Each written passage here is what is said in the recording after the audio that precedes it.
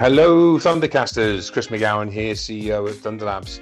As we approach episode 40 of the Thundercast, we thought it'd be a great idea to get in some return guests. In this episode, you're going to hear from our good friend Alistair Burton, based up there in sunny Queensland, a technology director and a business leader. As always, I start these podcasts by asking people, what do you care about at the moment? And Alistair, what you can expect to hear from is this. Technology and AI, number one, of course. Number two, cyber resilience. Number three, data and analytics. Number four, talent attraction and retention. And number five, justifying the cost of IT. Now, you would think that those themes would keep us busy long enough for the whole hour that we've got together, but you'll find a journey across many of those themes and lots of tangential ideas.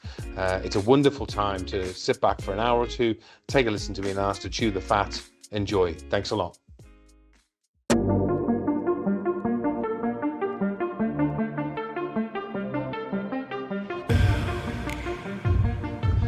Mr. Burton, how are you? Good. Pleased to see you. Been a while. 2 years. Well, we just said that, didn't we? We met 2 years ago when I launched my podcast and you came to talk to me about your business, and a lot's changed in 2 years. But one of the interesting things, because I've just wrapped that podcast up, I'm sure to do something in the future, but I kind of wrapped it up with a recap 50th episode, is how useful that podcast was for people remaining within the network. And we've kept in touch ever since. Yeah, it's true, right? It's really a thing. I haven't quite got my head around it all yet and what it's all for and why, other than knowing it is the right thing to do. There is something in this that I really love. We didn't talk about this before you and I jumped on, but it is useful for staying connected. But then when I've done this in person, one-on-one in the podcast studio, I've walked out after 2 hours and had someone say to me, my friends that I've known for 40 years haven't asked me as intently as you've just asked me for 2 hours about my life and what I'm doing. And it's actually turned into a deeply personal experience for me. It's not just what I thought it was going to be. I've actually forged deeper relationships with people that can come and see me physically. And I know you offered to fly down in Sydney and do the same. And I'm a hell yes. Hopefully not 2 years from now, maybe a bit sooner, because I'm loving this experience of meeting different people, connecting over different themes, but also having this platform for interaction. It's something else, man. I really gotta say that. It's such a journey of discovery, and a lot of self-reflection comes from it as well. Can you swear on this podcast? You can do whatever you want in this podcast. Keep your clothes on though. Yeah, well, I might do, yeah, for the sake of everyone else. But it's useful too, because it's that phrase, fuck around and find out. And if you don't do things, you don't learn from them. So you can take a really safe approach and go, I'm not going to do a podcast, or I'm not going to send a LinkedIn request to that person, or, or even scarier for me and most people, I'm not going to approach this person, out in the open at a networking event and introduce myself. But you have no idea what's going to come from it. So if you don't do it, you won't get anywhere. And the interaction we've had, ideas, concepts, sometimes just bouncing an idea off each other allows you to clarify a thought and move further forwards with it. So you've just got to do things. And that's what I've learned from talking to 50 people in, over the past couple of years on my podcast. You've just got to try something and then you'll find out. Yeah, absolutely, mate. I'm excited to hear what's next for you, actually, and we'll make sure we come back to it on the podcasting front, because you mentioned you're wrapping up the one you've just done 50, and then where we come to, and maybe there's some lessons and learnings for people who might be starting to think about their own as well. Maybe we can bookmark or park that, and we'll come back to it at the end, because we're just talking about our own setups here before we started this and what we're learning. So I love the idea of helping people get started. You were supposed to be my first podcast this year, and it's taken us 4 months to get together. The intent at the beginning of the year was to ask you and other friends, like, what's on your mind for 2025? What do you see ahead?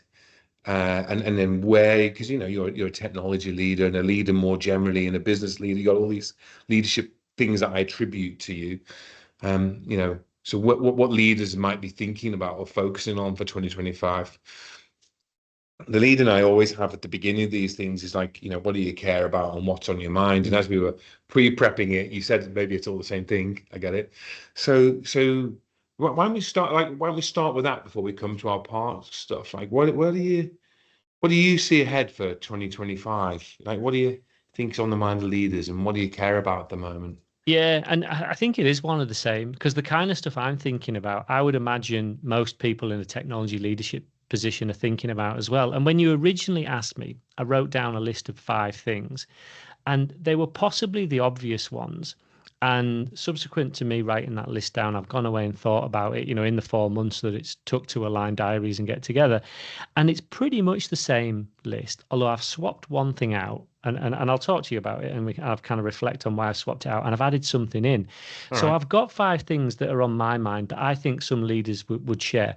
I think they're pretty obvious, but there's a couple of them in there that, when I thought about it, were really personal to me because they resonated with my recent experiences.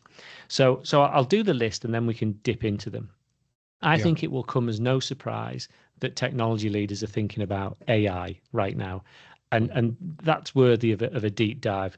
I had a good hour conversation with someone yesterday who works in the data and AI advisory business, and I got a really good perspective around what they're seeing in business, not just in technology, but all areas. So I think AI is top of everyone's list, and you'd expect it to be there. Hmm. Sometimes for good reason, sometimes for bad reason. We'll get into that. As a technology leader, cyber will be on there. Even for organizations that have made some really good inroads into cyber resilience, it's still going to be there because it continues to concern boards, it continues to concern executive teams, and rightly so. So that's on my top 5. I think that'll be in a lot of people's top 5s. Originally, when I wrote this list, I put back to the office on it, and I've taken that one out because about 4 months ago, and as we were reaching into a new year and people were returning to work after the Christmas break, there seemed to be a lot of chatter about it. I think there's less. It's still a controversial subject, but I don't think it's the top 5. It's not my top 5 concern based on what I'm seeing and where I'm at. Might be for some people, but I don't think it's going to be on everyone's top 5. So I've actually swapped that one out of the list. I've taken back to the office off, and I've put data and analytics in because that wasn't in my top 5 initially. That's worthy of some discussion. You might think, well, we've been banging the drum about data and analytics for a long time. How is this still a concern? How is it still a focus area? How have we as an organization not made enough inroads for this just to be BAU? But I don't think it is.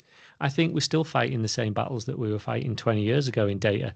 Granted, some organizations have got it bang on, but a lot of them are still fighting the battle. So I swapped that one in and took back to the office away. Talent attraction and retention, I've got in my top 5. And the market's a funny place to be. And I think depending on the level and the skill set that you have, you might be finding it faster or slower. But even in a slightly slower or uncertain market, and Australia's a funny old place, you throw an election into the mix and everything seems to slow down. Talent attraction and retention is still a thing. It's still a thing that would concern me. And justifying the cost of IT. And you can write this in different ways. It can be demonstrating investment value. It can be showing how technology is enabling strategy. But I chose the words justifying the cost. And again, you might think, why are we still at this position so many years into the journey of, executive teams realizing the importance of technology?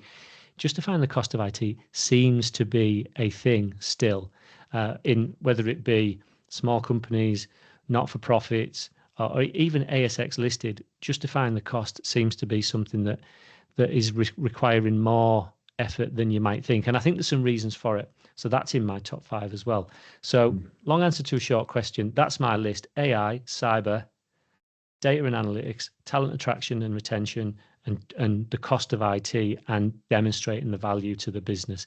They're the things that I spend my time thinking about. And I think a number of other leaders might as well.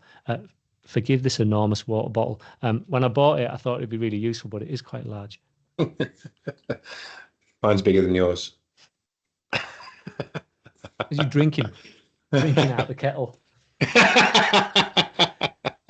Is there any other way? We couldn't afford cups where I'm from. Yeah. Hey, do you mind if I jump straight to item number 5? Yes, let's jump to that one. Yeah. I was not the same, but very related. Justifying the cost of investing in an enterprise architecture function as a function within IT or a separate thing. I mean, it's a similar problem. How do really good architecture teams, quantify, justify, their existence? Because recently, I'm not going to mention the organization's names. I've seen like a rollback of architectural capability in massive organizations, surprising actually, and the distribution of that function into different names, different units, whatever. And some of the conversation I've been having recently is around, how do they show that they're doing a great job, like architects? Yeah. And I guess the same principles apply to IT. Like, how do you show you're doing a great job? And I would really loved, I mean, straight in, because this is yesterday, last week. I mean, I have a number of customers being assailed by this right now, Alistair. You couldn't have picked a better one for me that I'm trying to be of service to. In fact, if I add one thing in, I was talking to an IT executive, very senior, and she was saying to me, what's the benchmark? Like, how do I show who I'm responsible to what good is? And how do I do it in a way where I'm not inviting in, pick a big advisory company's name to tell these people that I'm doing a good job, because that's then funding I don't have to keep on doing the good work. That's a conundrum. I know. So I'm no expert in this, but I would love to kick it around as an idea. That's a Yeah. fairly broad intro, but where does that take you? We could do an hour and a half on this one, let alone We the other could do, four. yeah, and we'll come on to that benchmarking because and I think it depends on what sector you're in, because there's options around benchmarking. We'll come back to it. But what you're seeing there with justifying the cost of enterprise architecture, I think that's a subcomponent of the bigger issue. The cost Yeah. to run IT, and you can take a fairly modestly sized organization. Let's say a technology team of 150 FTE, running a fairly modestly sized business, and you're going to burn somewhere between, depending on, because there'll be differences, somewhere between 70 to 120 million a year just to keep the lights on, just to run the operation. So that's quite a big amount of money. A really important figure would be, well, what was it 5 years ago? What was it 10 years ago? So then we can look at how that's trending. CFOs, and I don't know whether it's so it depends in the sector. So you're a not-for-profit, so it's really difficult for not-for-profits all the time. So they're always looking for every line item. So they would go, oh, there's quite a lot of money getting spent on IT. How might we be able to make some savings because there's headwinds in the political environment. Funding sources are drying up. We're perhaps not seeing the returns on this or that. So they're going to scrutinize cost. Middle-sized organizations that are carefully looking at the bottom line, they're naturally going to look at it. And this is a surprise to me, but I've seen it recently in a number of areas, very, very profitable ASX listed organizations that you would think, is 50 million here or there really important to them? Really is, and whether that's a reflection of the investor landscape, they're going, well, do we have to spend this? And we probably have seen a trend of costs going up. I think CFOs are looking very critically at what it costs, and we should probably pick over why we think costs are rising, and some of them will be environmental, economic, things like that. Once they start looking at that line item, then everything becomes a defense. So when the times are really tough, they'll hold vacancies. They will go, well, let's not progress this initiative, or let's not do that. And when you've got a team that the value of enterprise architecture, we know what it is, but sometimes, and you can come up with different ways of proving it and advocating for it and painting a case for it, but you don't really see the benefit of putting a sturdy roof on your house until you get a cyclone 3 years down the line. So it's easy to go, do we need it? Can we put a tin roof on? Do we have to put this nice, robust roof on? And so it's hard to justify for something that you intrinsically know is the right thing to do down the line, because you're not going to have tech debt. Your systems are going to be resilient. But when you're looking at taking cost out of the business and going, that line item for technology is a bit big, every team then becomes fair game. So every team's got to justify their existence, and it's hard to justify the existence for things that are a little bit less tangible. Mm-hmm. If we were sitting around the pub having a beer with a few mates and they're in technology leadership roles, and you could say anything about helping them justify that position, and so it's a casual conversation. Where do you think we would go? Where do you think we would, guide them towards, starting in the right place? And I know that's a big question, but like, where would we go with it, do you think? I'd start with the must-dos. So whatever your cost is to run your technology operation, break it up into smaller chunks that are easier for CFOs and executive teams to consume. So you've got your compliance-related activities, you've got your mandatory-related activities, and then you've got perhaps activities related to growth or transformation. So I'd start with the must-dos. So it's your operational and your cyber teams. So what it takes to keep the lights on, what it takes to keep the doors closed. We are spending this money for this level of protection. And then you can prove the level of resilience that goes against your organization. Pick a framework and measure it and go, risk appetite says we want to be operating at this level. We're currently operating at this level, measured by this internationally, globally recognized standard. That's the cost of achieving that. So take that off the table. Prove that activities happening in those areas have to happen, and if you can attach it to something like a risk appetite statement that the board are interested in, then that takes that issue away. And then start looking at what's next, going, well, where have we got some flex? And here's the things we do, because it allows us to run our business.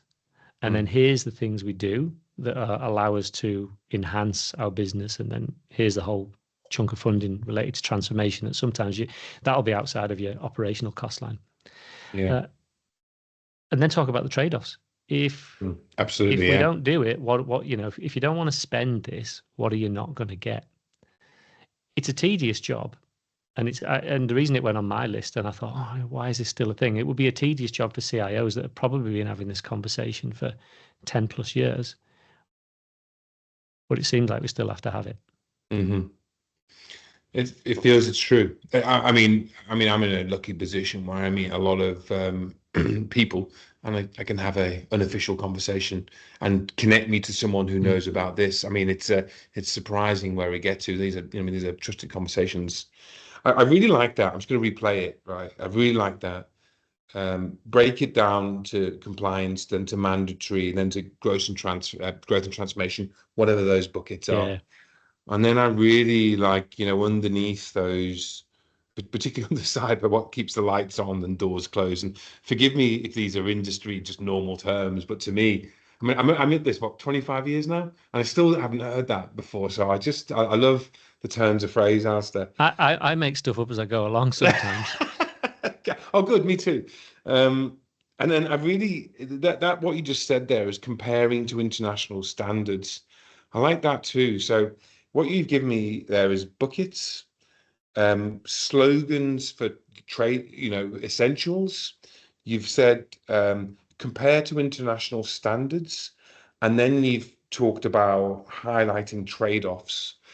That seems like 4 clear steps to me in each of those areas. I really like that line of thinking, and there's something in that. That's why I wanted to repeat it back, because there's a few people I'm specifically talking to here that's a really nice message to. Yeah.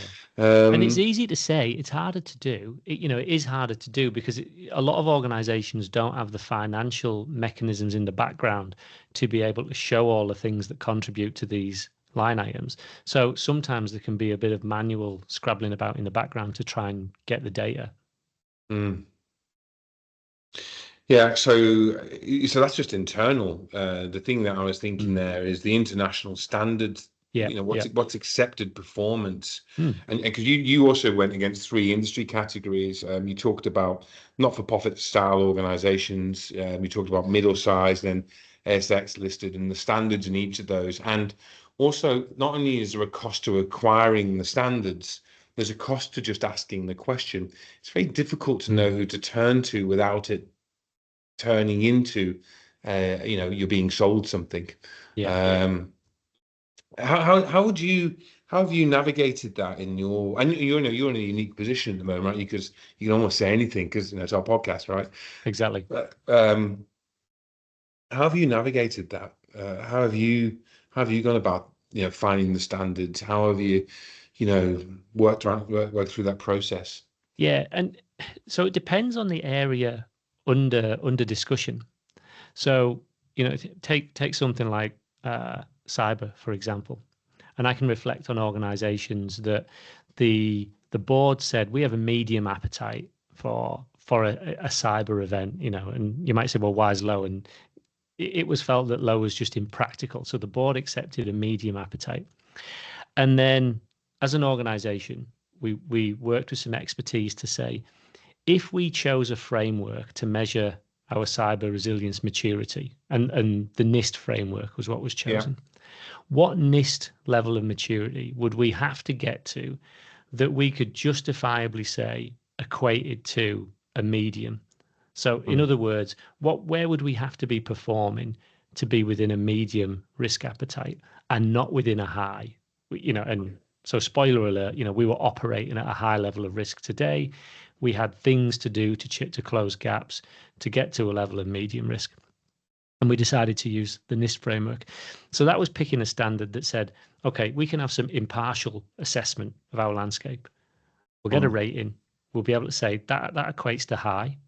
If you're prepared to undertake some investment to take us from A to B and do a degree of transformation, and then off the back of that, fund an ongoing operational increase, this will then bring your resilience to a high level of maturity, which will equate to a medium risk. So that was really the justification for both the business case and then the ongoing run cost of an uplift in cyber resilience. So that's one thing that you could do. But then you might be in a different area going, we just think we've got too many people in our teams supporting our ongoing run cost for this business. How can you prove that's not true? Depends on the depth of your wallets. Like you say, you can get someone in to run the numbers, but that'll cost quite a lot. You could, this comes at a cost as well, but maybe it ends up cheaper. You could work with a benchmarking organization. So quite often you might look at Gartner, and they can be good. They can be good with fairly well-established industries because they'll have a lot of good data. You could say, I work in manufacturing. That's my turnover. That's what I do. What would you expect your IT run cost to be, and what would it look like? And they'll probably come up with some pretty good information. You could work for a one-of-one business, like let's say the lotteries, and Gartner are pretty rubbish at giving you benchmarking stats because it's just harder because there's less data. Other organizations like higher ed, they've got fantastic benchmarking because they'll use an organization that's attached to higher ed called Cordit, which I've forgotten what the acronym is, but it's all of the IT directors for all of the universities Australia, they work together and they benchmark the cost to run IT in higher ed. So that's really useful and super granular. So that's really good to know whether you're ahead, behind, or on par with your peers. Do they do just on Cordit? They do benchmarking of cost of IT in higher education accepted. What about accepted rates of project delivery and return of investment for projects? Do they go down that deep, or is it just, cost of IT general? I don't know. I didn't get into any of the project stuff when I was dealing with it, so I'm going to err on I don't think they're mature there. I think they're really good at understanding what you'd expect to see in terms of running the operation. And but from a project's perspective, I don't think so. Mm. Yeah, it's something I've got to explore. I just want to go back on something you've said there. NIST as a framework for cyber Yeah, and risk appetites. And this is a theme that keeps coming up. It made me think about appetites and cost to reach a maturity level in things like architecture, project management, growth. Like, what's your appetite for growth? What's unacceptable? Um, software development costs and people costs is the last one you mentioned there. It's like it's almost like, I mean, I'm thinking about what, because I want to be of service to people. I want to be yeah, able to point them in the right direction, say, here's the standard. And I'm finding it difficult because people ask me all the time. I had an executive, a CIO recently ask me, can you introduce me to half a dozen CIOs so I can ask them what they're doing in those domains? Like, this is a real thing. People are really looking for answers. So what we're talking about here might feel, isn't it obvious? Isn't it a given? It actually isn't. It's mm, like, what's the trusted circle? Alistair, when you're on your next gig, what's the trusted circle for me to ask about those things and have it unofficial? And yeah. it's tricky, I It is think. tricky. I would, if you're a CIO, you would want to have a fairly strong CIO network, and it's they don't even have to be in exactly the same business, and you can keep your crown jewels safe. But I would expect a lot of CIOs to be swapping messages and concerns and, what are you seeing here? And, how did you find that vendor to deal with? You should be doing that. And if you're not, and I was a little bit surprised at first and went, oh, that's a bit weird that a CIO wouldn't be doing that. But then maybe it isn't. And the reason I say that is I'm coming to learn there's lots of small businesses out there that don't exist in a well-established ecosystem like all of the finance CIOs or all of the higher education CIOs. You perhaps got these small import, export, manufacturing businesses where they don't have as much of an established ecosystem. And maybe there's a role to play as a connector in there going, how can we create a CIO community for you people to give you the unofficial ones? Mm. Because maybe it's just too hard for them. Not because they're too scared to pick up the phone and make an introduction, but maybe they just look at themselves as a bit of a one-of-one business and go, oh, well, where would I even start? So there perhaps is a need for those communities. Mm. I think what you're saying would feel right. Like, surely they've got a little black book of people, and it's true to an extent. Mm. My observation is that that black book isn't warmed up necessarily to have this type of conversation. Also, I find executives very focus on the right type, to focus on execution, not on the prestige of, network and broad Yeah. networks. So it's being able to, you can't always ask all your friends all the time. So there are barriers, but the one that really came to mind yesterday, and actually there's a couple of points you've made that, but something you just said made me think of something I saw yesterday, which was, there's a downturn in IT people turning up to network events because accessing the authentic truth about what's going on, and not platitudes and not chest beating or not politicking, like, but really talking about the issue at hand, even if it's ostensibly an environment for that. Mm. It's very difficult. But you do make a really good point about, you just mentioned Cordit, because some of the people I would know would attend those events and whatnot. Yeah.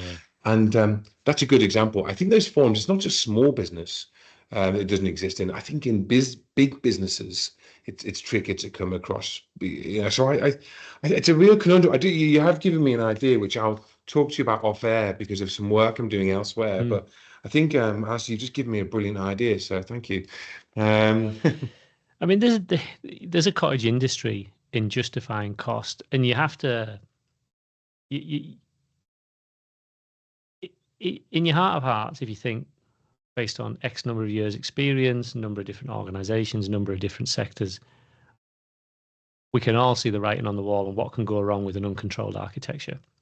Therefore, there's a logical conclusion that a strong enterprise architecture function is useful. So you go, yeah, I believe that. I believe that in my heart of hearts. So then you start to build the case for justification for it, where you need to. And you've got to do it honestly, so you don't want to kind of cynically manipulate the figures, because you can find statistics to back anything up to go, this is why. But there probably is a little bit of grunt work. If you haven't got the money to get a consultancy in to do it, if you haven't got the money for a Gartner license, what benchmarking can you exist for free? And what would be your line of inquiry? How can you start to construct a case? I almost hate to say it, but you should be asking ChatGPT, not for the answer, but for the ideas, because they've got access to a wealth of data going, are there any patterns in there that I'm not thinking about? Is there any data out there that would allow me to draw a lineage between overinvestment, underinvestment, no investment in enterprise architecture?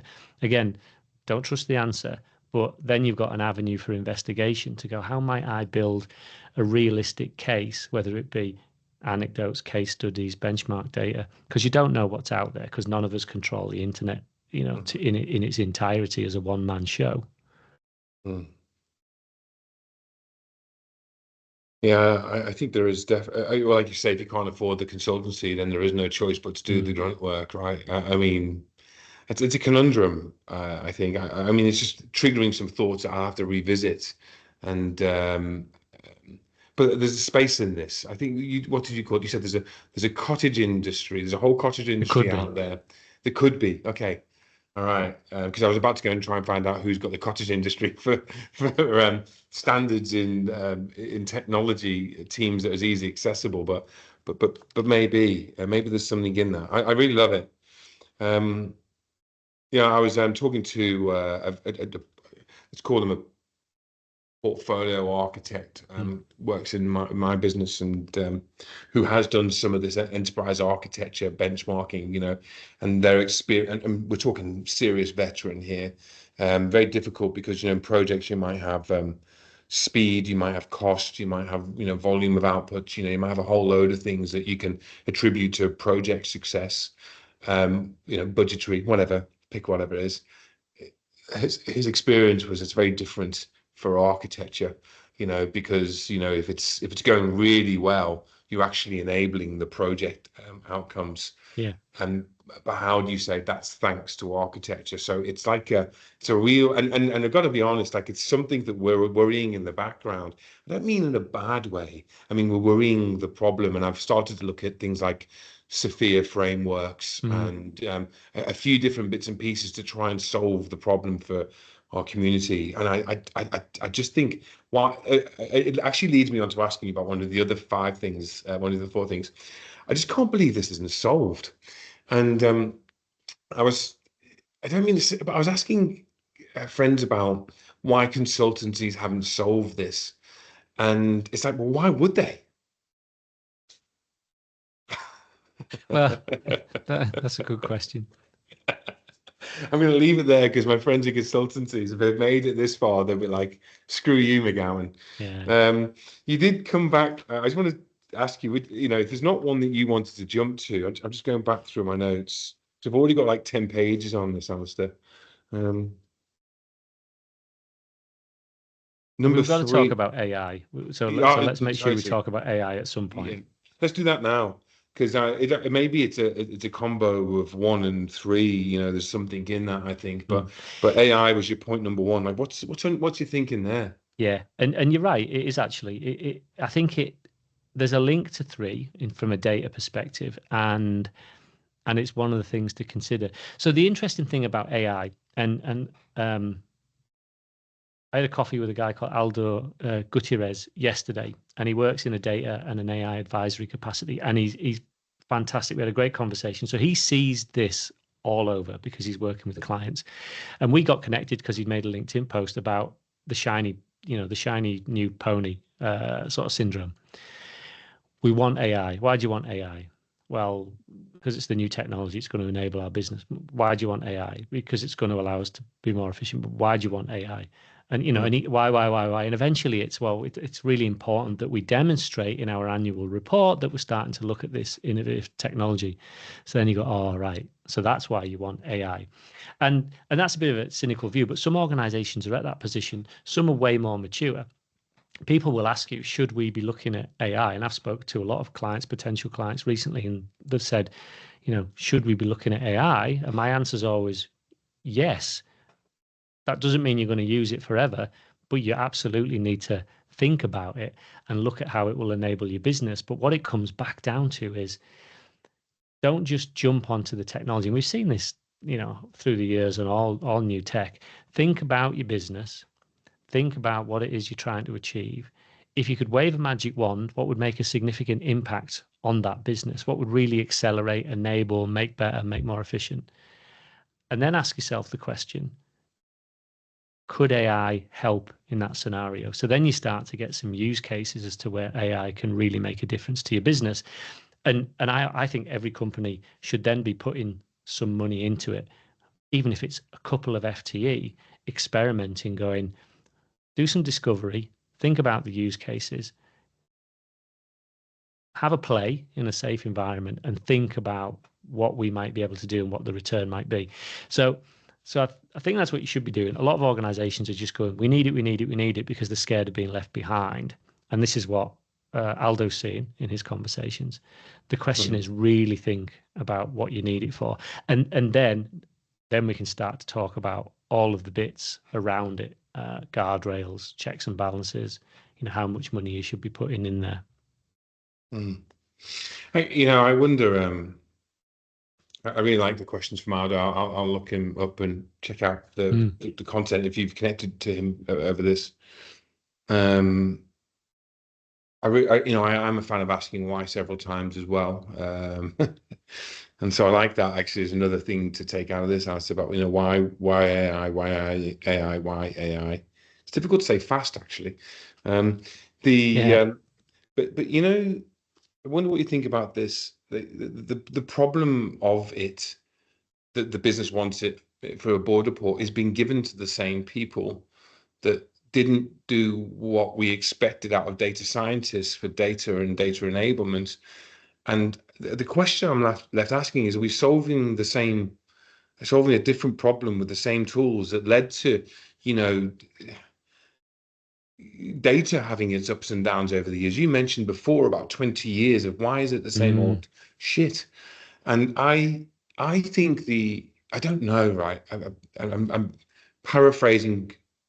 I meet wonderful people, right? And I'm just holding back and paraphrasing someone I know who said to me that the problem is we're now employing data scientists of a certain type to do this work, or platform engineers to build what we're building, and they're not. You said why and then play with it, actually, with your words.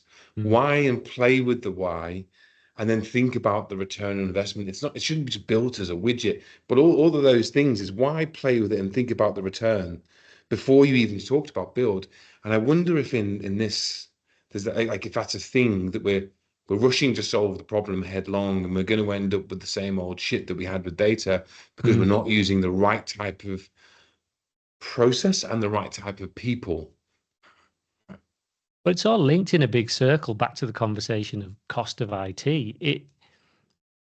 When the pressure's on and there's cost challenges, or there's just scrutiny over the operational line to run the business, to run the technology business, it's always uncomfortable for a technology leader to go, well, I've got 2-3 resources over there delivering no benefit to the business today. They're experimenting, they're innovating, an innovation team. And lots of organizations struggle to justify the funding of an innovation team. Many don't. And I think those that don't are reaping the rewards of having it. But it can be difficult to go, I've got 3 people there failing fast because we want them to, but they're failing. They're not delivering anything yet. So Mm. it's linked in that circle. It's hard to justify. And I think, back to your question, when that's the case, maybe there's an unwritten pressure to actually get something delivered, get something deployed quickly. Mm. And perhaps that's not necessarily the answer. Mm. I really love that conversation around innovation. It's the same problem. I'm like, I wonder if the wrong people get the head of innovation. It's a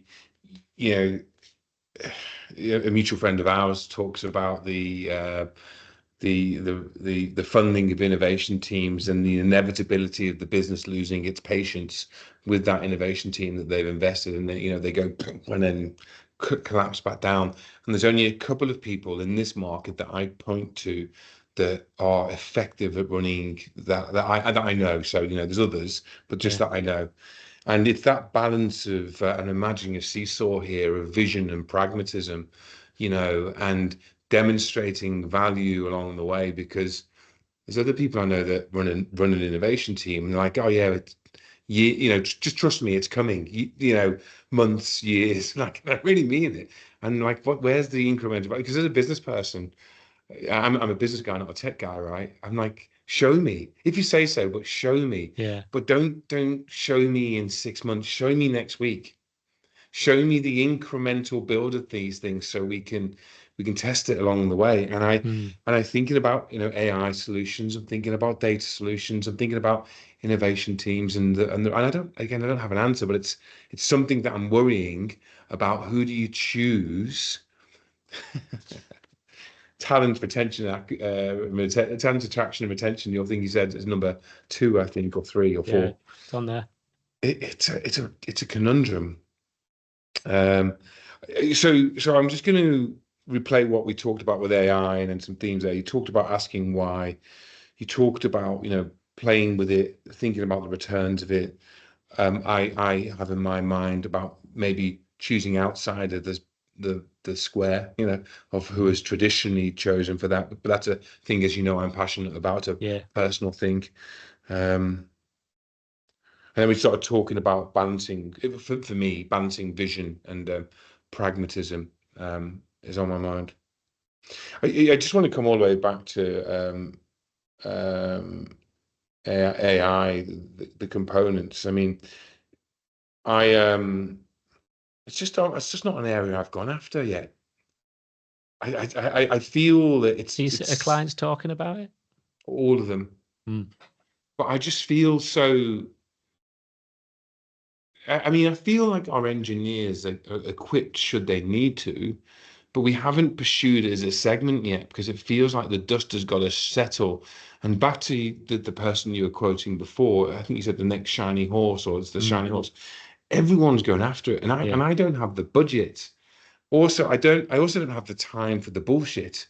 Like I feel deeply pragmatic, right? And so it's a conundrum. I sometimes am resisting not pursuing it because everyone else is, and I feel like I'm going to miss out if I don't do something. I don't think you'll miss out at this stage. I think it's important, and you will already be doing this. It's important to know what everyone else is doing. I think that's almost enough at this stage. If you look at all your major software as a service platforms, we should know what they're doing in terms of AI, because it'll come up in client conversations. So it's good to know. And it's also good to know what your organizations are doing in-house, just to widen our own horizons around the art of the possible. And some of the stuff that they're doing might not have a good long-term use case, but it's like this first step to get to the second step. In knowing what they've done, you then start thinking about other things. So I had the privilege of listening to, I think it was Uni New South Wales presentation, because again, higher ed, quite open source of what they're doing around what they'd done on AI. And one of the interesting, fun things that they'd done was they'd fed everything they knew about the founder of the university into a large language model and created a persona, and on the screen it was a statue of the founder of the university that could talk, and I think you could ask questions of the founder of the university. So based on everything that fed into the large language model, as best as could be achieved, you might be talking to the founder, going, well, what do you think about Uni New South Wales now. You know, what do you think about the direction? What do you think about the quality of education? And it was a real fun activity. And you might not implement it, you might not deploy it, you might not use it in anger long term. But in doing that, you could go, so if they've done that, maybe we could do something else. And it's just good to know where people are going. I know of organizations that have started to feed policy and process information into large language models, early learning centers in particular, because they have, and I didn't realize this until I started to get into the sector, they've got so many employees, high staff turnover, people in and out the centers, you know, high risk environment, and you know the worst things in the world could happen if it all goes wrong. So policies and procedures are really, really important. So they're experimenting with large language models for quick dissemination of what do I do in this situation, you know, and then you start to think about checks, balances, and guardrails, which is a separate discussion. But it's great that they're looking at that to try and upskill people quickly in a high staff turnover environment. Yeah. Just think about you mentioned that was early childhood. Yeah, early learning centers. Yeah, it's great. I was with them, but another organisation yesterday, and we were talking about the complexity of their policy regulation space, like big enterprise, and using multiple large language models because of the interoperability of the policies and procedures is so too much, and so therefore they're now experimenting with multiple scenarios, multiple LLMs. And I left the meeting yesterday with my head spinning, thinking, "Oh God, I've really got to get my head around what that means." Yeah.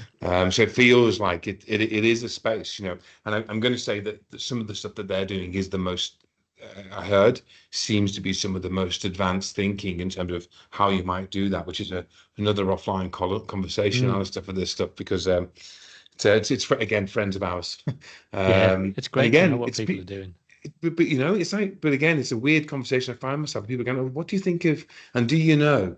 And you know, and hence why you and I are here talking about some of the stuff, because it's a fascinating time. Like it feels like 2025. There's a lot of stuff that could be happening around those themes that you've mentioned. But mind you, maybe I'm an optimist because I feel that probably every year. Like I'm always excited about what's going to happen. Hey, let's, if you just don't mind moving on to, I think it was point 3, and I know it just feels like it follows on naturally from point 1, which is around data and analytics, and how after 20 years, we could still be facing some of the same challenges that we've always faced. You know, why haven't we made enough inroads was what you said. What was your thinking there?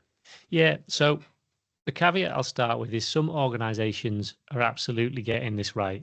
They've got the right senior roles in place. They've got clear, you know, and you can evidence it, clear investment into data, and they're maturing their landscapes, you know, and some people are particularly advanced. So some people are getting it right. But a lot are still having the same conversations that I've seen 20 years ago around the, and I come to this conclusion because of what I see on the ground. Data projects being cut, still having the same arguments about, oh, it's a bit difficult to set up a data governance forum, still having the same arguments around who should be a data owner, still having the same arguments around not only are we cutting funding to data, but we're actually going to deprioritize data investments. And I've seen this in multiple organizations over the last 10 years, you know, and I started having conversations about data probably closer to 20 years ago. And there's people that I trust and respect that are deep in the data space, and they're still frustrated about some of the conversations they have, and particularly in this one, a friend of mine, Talanka, data governance, and he'll talk about that on LinkedIn, that he's still having arguments about the importance of data governance. So they go, oh, well, we'll invest in this and we'll do that. And he'll have a conversation going, it's really important that we can prove the lineage of this data and make sure it's accurate and make sure it's protected and make sure that we have the right oversight of it, because the value that you're attaching to this data is only as good as the quality of the data that we're using. And you're still finding those conversations frustrating. And again, it's back to the big circle, because when people start looking at cost lines, they start going, well, what can we not do? And you would think we would have cracked data by now. Maybe AI will be the final, maybe AI will be the thing that just breaks through that glass finally, because AI is only as good as the data. So if everybody is attracted to the shiny thing, and we've talked about the fact that you've got to be rigorous around what you do or don't do in that area, but for what they choose to do, then your data's got to be right. I think that's really true. I think that's really true. What you said there about that might actually break through some of the inertia. There's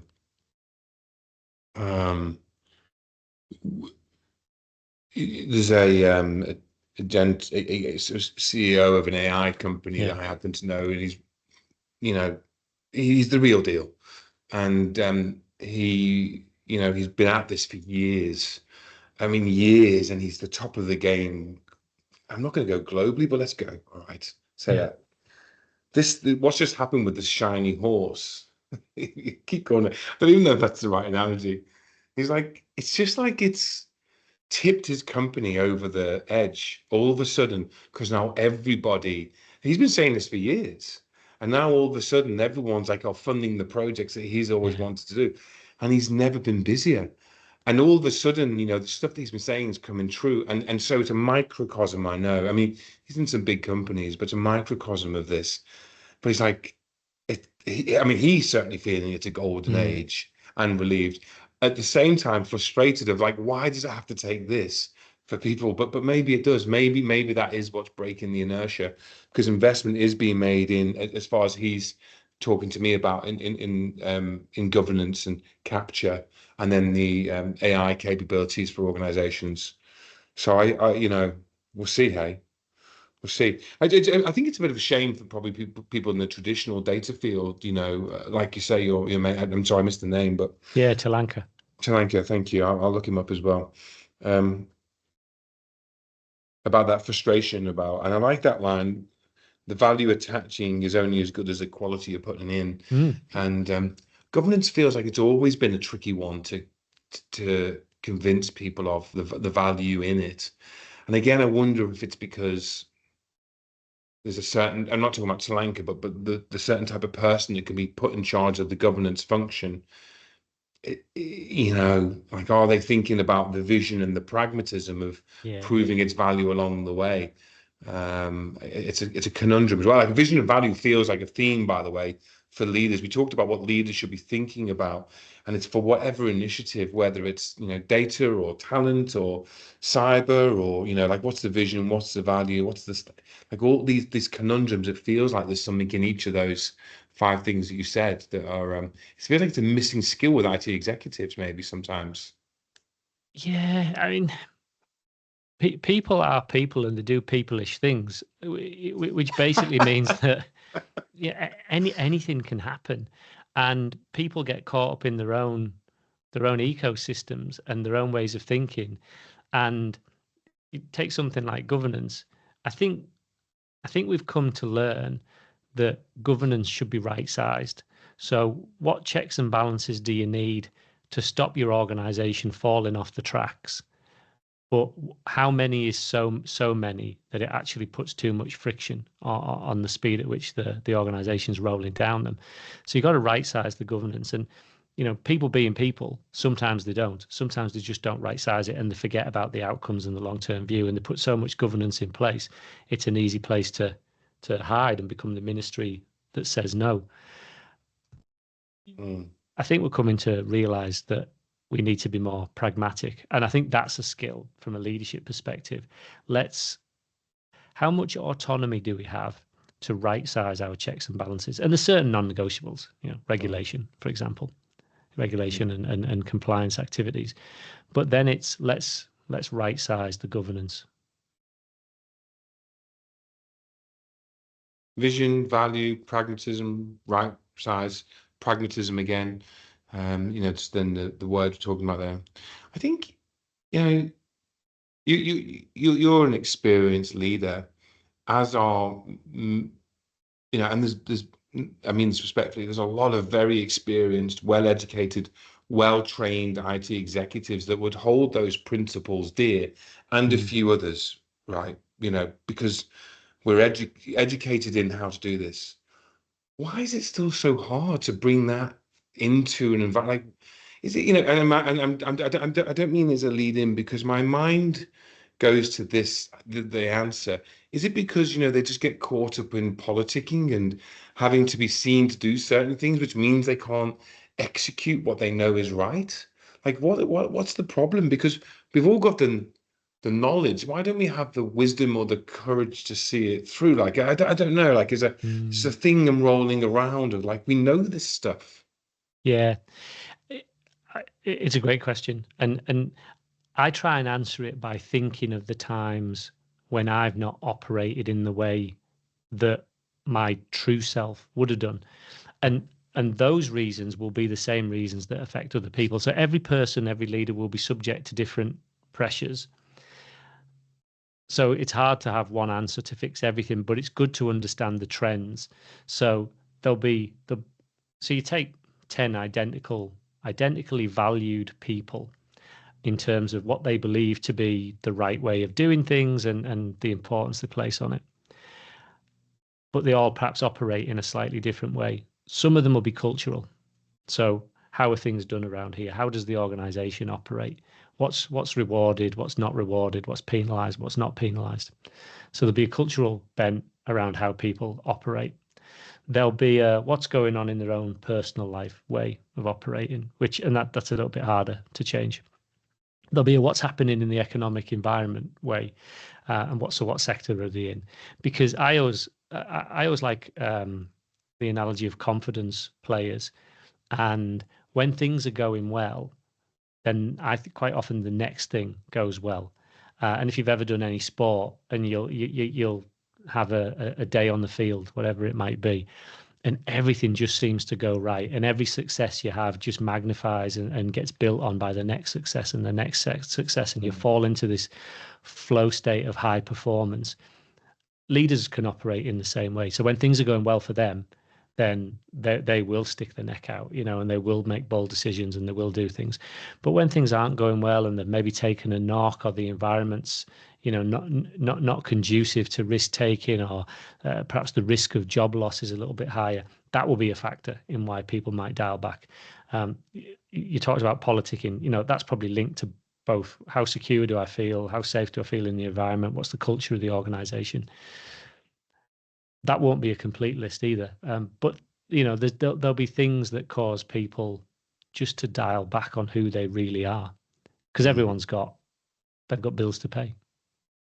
Yeah. Culture of the organization, just to replay it, culture of the organization, personal life and the culture from that, the economic environment, confidence, momentum, or success Mm. flow. Those are nice lines, by the way, Alistair. And then or linked to politics, but through all of those as a thread. I think people got bills to pay. Yeah, I like your also the, not that you asked me, but I like the humility in referring to your own circumstances, and when, why things go the way, Mm. because it's you. And I feel the same. Actually, that's a nice checklist for me, because I've got so many things that I'm not getting to in this business. It's not because I don't have the desire. Yeah. Also, ironically, I've got complete freedom, you know. Um, so I think that's a nice checklist for myself. We're tiny, as a business. Culture does play out, my personal life plays out, the economic environment plays out, confidence and success plays out. Like, you probably don't think it, but even jumping onto these things, like, this is 38, I still have to G myself up a little bit. I'm not a natural, I don't enjoy doing it. That, like, it's like, oh, I don't care. I really care. So therefore I have to G myself up a little bit. But I do notice that I can get into flow because it's 38, Mm. and I prep my mind enough. A Yeah. question I've got for you, kind of related to people being people doing peopleish things, is and the dynamics of an organization and the freedom and autonomy that people feel that they have, is recently you made an offer to the world. and tell me, pull me up on the bits that I get wrong. But the offer was, if you've got an idea and you want to take those initial steps to turn that idea into something that will then give you the ability to decide if you take it further, if there's mileage. We here at Thunder Labs want to fund that idea. We want to come in, we want to take your idea, and we want to deliver, X number of dollars worth of work, gratis, no commitment. We want to see you move forwards with it. And you made that offer to the world. It looked to me, and this is where I'm interested in your feedback, it looked to me that you weren't inundated with take up on that. And I'm interested on your take as to why that might be and whether I've got that right. Tell me if I've got that wrong. No, it's interesting. We had about 14 people apply, 14, some case individuals, in some case businesses. Yeah. And I'm going, and loosely, I'm going to say 10 were known, maybe 12, like really known in that I've met them once or twice, or one of the engineers has met them once or twice, or we know them really well, deeply. Yeah. And you're right. It's there wasn't as much take up on it as I thought, but there was enough take up on it to be fascinating. And I think so. If you're asking me the question of why do I think it wasn't taken up as much, is that what you're asking me? Yeah, because what the parallel I'm trying to draw is how people operate within their business, and I'll kind of come back to whether I'd have been able to make it happen or not in previous organizations I've worked at. But please continue with kind of what you saw. Yeah, honestly, it's an absolutely brilliant experience. I absolutely fucking love, I'm swearing on my own podcast now, doing that. And then the applications we've had, I'm still working through responding to people because it closed a week ago. And interestingly enough, what's really surprising is that, I had this can sound, I mean it just as a conversation, a huge blue chip say, I've got this problem that we can't move forward on cyber risk reporting and data reporting to a board level, data risk and cyber risk. And I want a pretty dashboard, and I need to do, and I was blown away, right? I was like, well, that's a big one. All the way down to something to do with sport and enabling people to participate in sport. Okay, so full spectrum, massive companies, all the way down to Joe Blogs. And what was also really interesting is there was like steel threads that ran through some of them around, and in particular AI, and bringing a use case to life in a way that they could prove that this would work.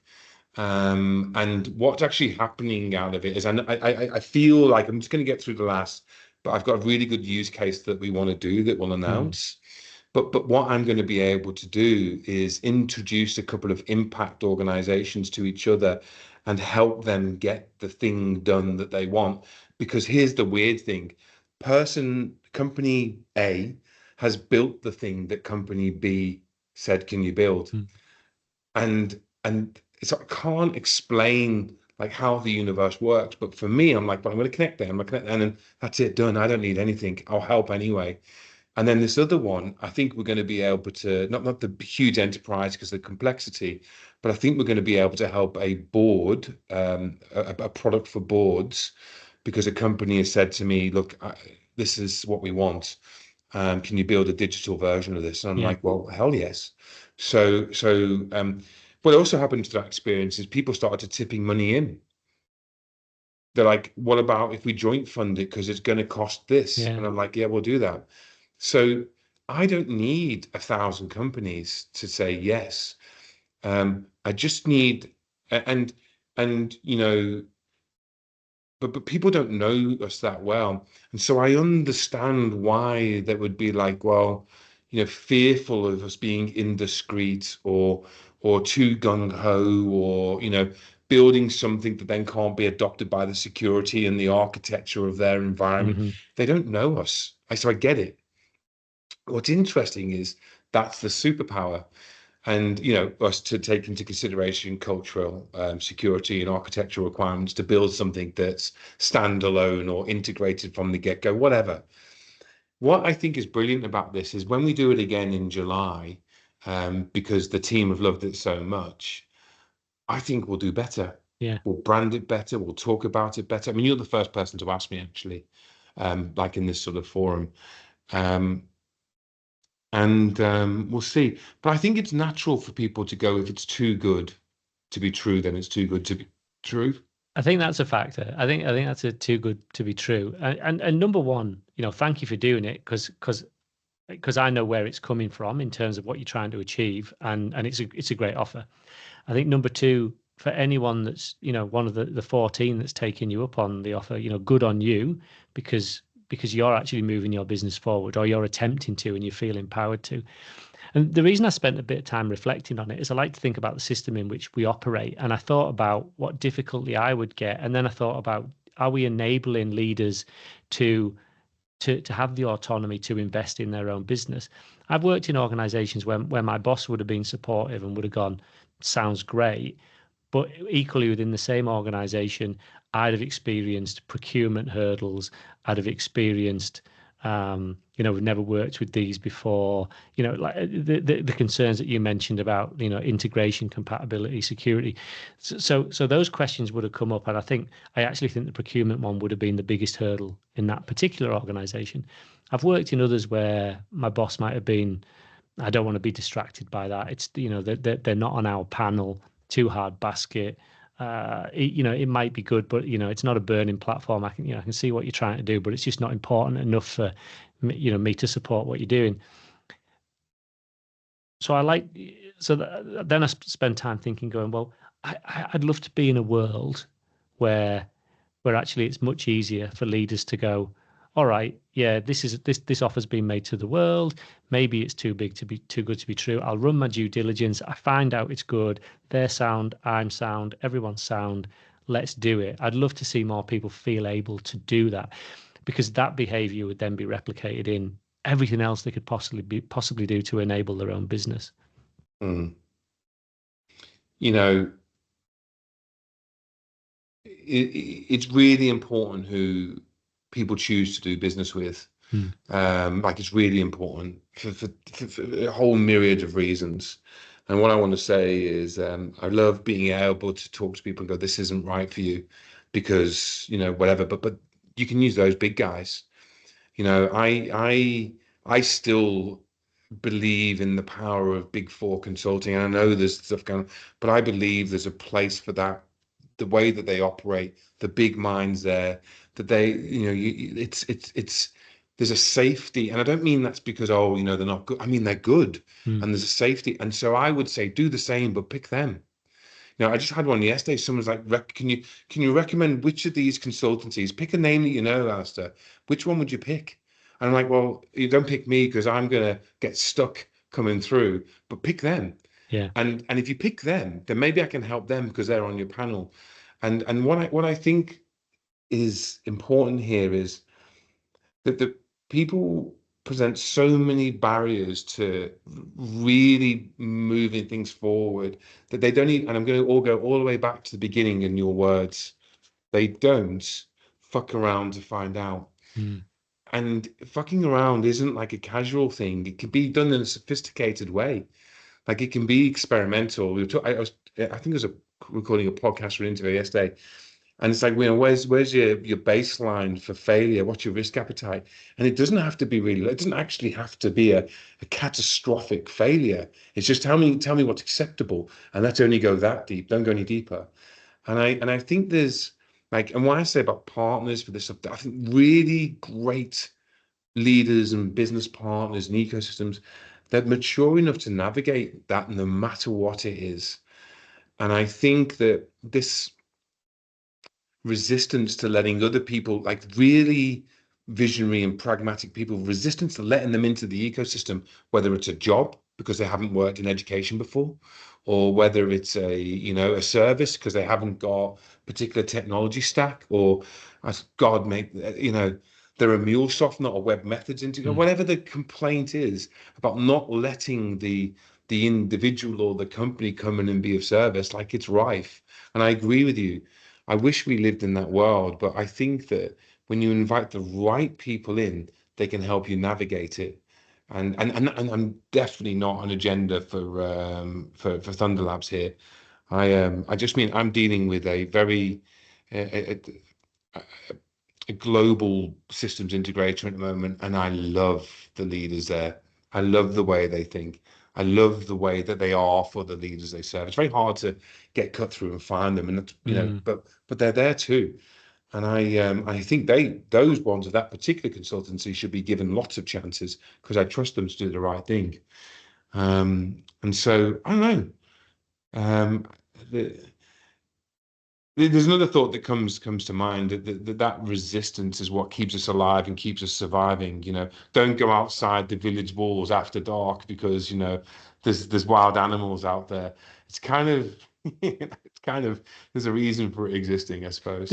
There is a reason for that, and you don't get eaten by wolves, but you won't find the next coppice full of a never-ending array of fruit that you can eat and animals nearby that you can hunt because you just haven't gone outside the walls. That's exactly right. It's exactly right. I mean, I say this to people when they, and I just because I mean it as a mindset, not about us, right? It's a mindset. Let's make it safe enough for you to try this, and then let's make it, spectacular enough to register in people's interest. And what that means is, I'm a fan of this is where we're going to get to, and then that becomes a benchmark, and then stack on the next benchmark and the next benchmark, and the stacking of those benchmarks can be tiny steps. It takes effort to communicate that, and it might just be an incremental thing, but the incremental build of things is really works. Yeah. I don't know why people forget it, and rather than creating stackable atomized versions of the thing they're trying to deliver, they end up on this massive over architecture of everything. And I'm not just talking about technology, I'm talking about over architecting experiences and sales methodology and marketing content. And, they just put stuff in the way to stop fucking around and finding out. Yeah. And I wish it for the world too. I wish it for the world. Maybe that's part ego, because I certainly feel like that's what I do here and what we're doing now. Mm-hmm. But I think we could make big steps forward to find what do you call it, the next coppice? Yeah, well, we have to. Yeah, absolutely. Now, hey, we've only got like a few minutes left, and we've got so many things to cover off. But it would be remiss not to come to item number 4, if you don't mind. Talent, attraction, and retention. And I know we've touched on some of the themes there, and but obviously part of my business is in that. So what's on your mind there? So we could talk about so many bits here, but I'm going to concentrate just on one bit that always bothers me today, and you'll see a lot more clients than I do. So I'll be interested if you've seen a way around this. So I've worked in a number of organizations where I have to recruit talent in, and generally it's you're either building a team and you need a certain level of expertise, or you're replacing someone either because they've left the organization or they've been promoted. I tend to have found the organization, the pace of change, the demands on delivery has basically said, look, you've got funding for a senior developer or a business analyst or a PM or whatever it is. So I go to market and replace what I've got funding for. And because one, I've got the funding, so I'll get the best skill I can for that money. And then two, I haven't got time, nor have I got the framework and the mechanism in place to grow someone that's perhaps at the beginning of the career. So I'm basically recruiting at the level I need. And then I spent some time thinking about my entry into the world of technology, and I started on a graduate COBOL programmer scheme. So I came out of university, I did a business degree. I didn't know anything about IT. I chose IT at British Steel over marketing at Cleveland Cable because it was £800 a year more. The office wasn't as nice as Cleveland Cable, but it was £800 a year more. So I decided to be a COBOL programmer on that basis, and the rest is history. But I was on a graduate scheme. They taught me how to code. They taught me how to do DB2. They taught me how to do IMS. They then taught me how to be a system analyst. Knowing I was not productive, for periods of time as I learned all these things. My question is, and like I say, we can talk about recruitment, retention, talent attraction. Who's doing that now? Where? Because every organization I've worked at in the past 10 years, there's no grad schemes, there's no beginners. Everyone is of a level of expertise. And so I don't see where they're coming from. I don't know who's doing it. And as a consequence, in the organizations I've worked, and different sectors, different sizes, I'm not seeing a defined career path. So I'm seeing junior devs by and large being stuck as junior devs, senior business analysts by and large being stuck as senior business analysts. Might be, if that's what they want, fine, but if that's not what they want, there's nowhere for them to go. So that's something I spend the most time thinking about. Where are we bringing the expertise from? Because one day we'll run out of experienced people. Yeah. It's why, despite the current market, some organizations still say there's a talent shortage, and there isn't. I mean, there is, but there isn't. What there is a shortage of time, money, and frameworks, and apprenticing people, no matter where they are at in their age, their career, their role. And you're right. We're frontline. I think I was just totting you up. Well, let's go. I've hired 3,000 people probably. I can name a handful of times where someone's like, I'll give them a chance. And interestingly enough, I'm working with one customer at the moment, and they're and I love it, and they're looking for enterprise architecture, and we're helping there. It's very rare that they'll say, I'll give that solution architect a chance if you say that they have the attitude and the aptitude and the desire, the will to put themselves through, whatever frameworks they need. But I'm talking 25 years now and 3,000 hires, and it's rare still. So I don't know who's doing it, but I think there is a massive opportunity, and they must exist, right? And so if people have made it to this far in this podcast, maybe they go, oh, well, that's us. But I think you're right. It's rare. Everyone seems to hire at the level that they want, not hire for the potential. And as you say, the apprenticeships in the organization is hard to come by as well. Yeah, and it's because they have to. I think, say you're a director of an applications team in a higher education institute, and you have a resignation. You haven't got the luxury of recruiting a grad with no experience in development, because you haven't got the capacity within your team to teach them. So you hire at the level you need. But they probably want to grow the talent. They can probably see the problems that we can see. They can probably see the long-term implications. The only way they could do that would be to have a conversation with the chief digital officer, HR, the chief operating officer, saying, let's put some money into a grad scheme to start growing talent, because we think this will pay back in 5, 10, 15 years and create a sustainable organization. And it comes back to the whole circle of cost again. That's a really hard sell. So piece by piece, recruitment by recruitment, vacancy by vacancy, they haven't got the luxury to do it. And organizations like that are going, oh, well, we're not in the business of growing talent. It's too difficult, commercial headwinds, this reason, that reason. So they're not doing it. Somebody probably is. Maybe it's the big banks. I don't know. Maybe it's others. Fair play if they are doing it. And I think there are some agencies as well. And they've spent their time buying me coffees, and I can't remember the names. They will seed in resources, young learning resources, into your organization on a day rate body shop perspective, but they will happily transition them over at zero fee after 2 years and allow them to find their way into your organization. That's quite an attractive model that a couple of different agencies have told me about that, and I've gone, that's good. And that allows me to build a sustainable pipeline in a world where the organization itself won't allow me to do it. So there's ways around it.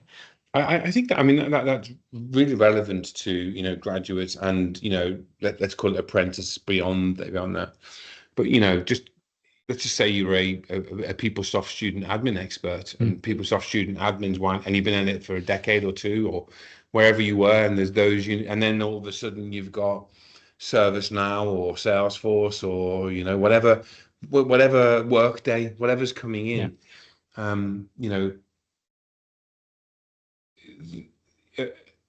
We might be in our 40s, 50s, whatever, I don't know, considering how long that's been around.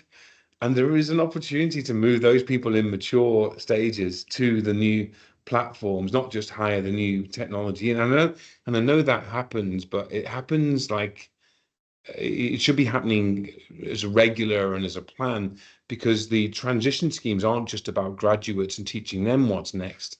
It's about investing in the people that we've already got. Because my argument goes like, if we have a graduate and we hire them now, I should realistically expect they've only got them for 3 years. Yeah. Maybe 2, maybe less. Whereas if I hire someone else who's got, you mentioned COBOL, whatever, maybe the transition then might have been to a AS400 and RPG 400 or whatever the thing might have been back then, because that was my world as well, right? It's like starting recruiting in bloody COBOL and mainframes. And I just think that, there is investment, but I think you're making a really great point around it's the parallel schemes to ensure that talent is available, and it's about young graduates, more mature, and all those stages through. I don't have an answer on it, but I do love the idea of working with organizations on that, because there are clearly massive pools of talent, massive pools, not little, massive, of not only willing, but in some cases extremely motivated for the next thing, and they can't get a look in. And they can't get a look in because, whatever the filtering process is, they just cut them out. And I think that happens not only externally, but internally. Like, you could be in the organization and be cut out of the process. Yeah. And there's something, and now we just perpetuate, there isn't enough people to do the work. And then, you've got, honestly, in some cases with some jobs, 140 days to hire. And it's for a priority replatforming project, and. Yeah. And how long then do you have to wait to yield value? And I don't have, these are the sort of things I think, I wish, but back to helping people, be entrepreneurs and build the things that they need to whatever they're trying to achieve. This is one of those areas that I wish for in the modern employment landscape, because it's a real thing. It is, and it's a balance. Sometimes you've got to go out and buy those skills. You've got a transformation that's slowing down, and you go and get day rate and you buy what you need. But someone has to think about sustainability. I know we're running short of time, but I want to tell you a story quickly. So shout out to a guy called Robin Young, who was a head of IT at Halifax Bank of Scotland circa 2007. And it was in 2007, Halifax Bank of Scotland in the UK, we were starting to really move into offshoring, and we were working with companies like HCL and Cognizant, and we had expertise on site, and we were starting to tentatively move packages of work offshore as well. And that was something that we were looking at to augment capacity. Now, Robin was quite an innovative leader. He's quite opportunistic, but he was also strategic in his thinking. And he thought, well, all right, let's use that. What's my pipeline for talent internally within the organization? And is there something that I should do about that? He also had a vacant office block, because I think he looked after procurement before he was a head of IT. So he knew he had an office that he was paying money on in the middle of Wolverhampton. And he goes, so I've got a vacant building in Wolverhampton. And he knew there was a lot of universities in that space as well. So he came up with a concept of creating a nearshore academy where we would have a development arm and a testing arm, and we'd bring in grads and people that worked within the bank contact centers branches that wanted to transition to a career in technology. So they might have had a degree, they might not have had a degree, very much around aptitude. So he had this vision that we would create this unit where we would teach people to be developers and testers, And at the same time, we would deliver a nearshore service back as an internal profit center to the organization as a complementary service to offshore. Because we were getting into the idea of statements of work and offshore. So his view was, why can't we do that internally? And he set that up. And I remember we had kind of a speed dating interview where we got about 50 people in, and we were doing 15-minute interviews on the evening to populate the dev team and the testing team. And we built the center, we kitted it out, we filled it full of kit and monitors. We seconded experts elsewhere in HBOS to come and be the mentors from a dev perspective or the mentors from a test perspective. We brought the resource in, we had them all kicked off. And by and large, it was a pretty good experience, a lot of learnings, because as a technology leader, suddenly leading a team of 30 young grads or people transitioning out of the business, it's a whole different leadership dynamic. It's a whole different set of workplace issues to manage. It's a bit akin to managing what you would imagine a call center resource profile would be, rather than a mixed technology team with a mix of maturities and mentors and people to learn from. So, you had to keep the kids in line, so to speak. So there was some interesting things there. But it was good because it did teach them the skills. They did deliver the services back. I think there was a lot of internal resistance as to why should we use you and not offshore. But I always think back to it because that was an innovative way of creating a recruitment pipeline. And a lot of those characters I'm still connected to on LinkedIn because I ran the testing team there for a year. And some of them, they're still in the testing trade. They're still in technology. They're at head of level. They're at GM level. Some of them are just full-time professional contractors and carving out a good living. But I always like to go back to that story, and Robin deserves the credit for it because he sold that to his peers and made it happen. And that was true entrepreneurship within the organization to kit out a business and suddenly land 60 people in there, 30 in one team, 30 in another, and just make it happen. It's quite exciting. A bit startup. It really is. I mean, that would be an amazing idea to kick around now and apply to the modern, well, in my case, Sydney, your case, up north. I really love that. There's something in it. What a great idea. It's good. And like, credit to Robin. Yeah, there's so many ideas coming off that. It makes me think about, there's some people, the organisation looking for product people at the moment in Sydney, and I just messaged them to say I've got these friends over here looking for product, and it's nothing commercial for us, but trying to connect them. But maybe there's some skills missing there that I could use my team to upskill them so they're more ready for these roles that are out there. And I like the idea of, I don't mean because I don't need help, but I like the idea of helping others in these particular scenarios. And it's a slightly different riff on what you've said, because that's a nearshore academy and a recruitment pipeline for internal SOWs and statements. I love that. But I feel that, I mean, even in that, there's an idea, but it's triggering something else for me that I need to mull over. Man, there's hour and a half has flown by again. Yeah, there we go. Jeez.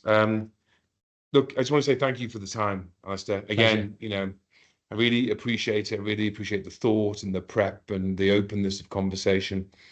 And I hope this is of value to anybody that checks it out. Yeah, me too. If people wanted to find you, where would they find you? LinkedIn is the best place, and whatever the LinkedIn URL is, it's my name, LinkedIn/Alistair Burton. And I'm always happy to connect because you learn so much by just connecting with people. Like I say, I spent time with a data expert, just yesterday, and it just a whole another perspective on what they're seeing in the marketplace. So I like to talk to people from all walks. I'm pretty open source. I share everything that I know, warts and all. Because it's all about the journey, and everyone that you meet, by and large, are trying to do the best they possibly can. Sometimes it's working out for them and sometimes it's not working out for them, but everyone's trying to do. So I like to be able to share everything I've done as well. Yeah, nice one, man. Very good of you.